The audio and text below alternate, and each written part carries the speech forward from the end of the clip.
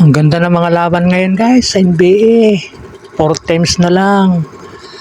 Sa Eastern Conference Finals, Indiana at New York Knicks. Ang ganda ng laban. 2 beses nakawan ng Indiana ng panalo ang New York Knicks sa sarili nilang teritoryo. Ang ganda na ginawa ni Haliburton guys.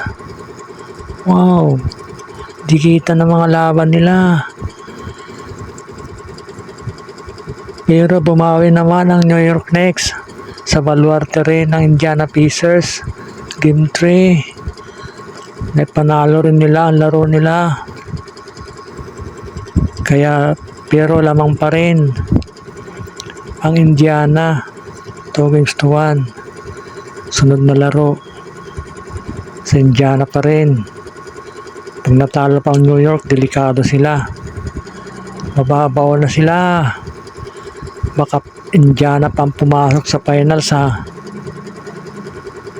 Pag binabantayan kasi si Jalen, wala namang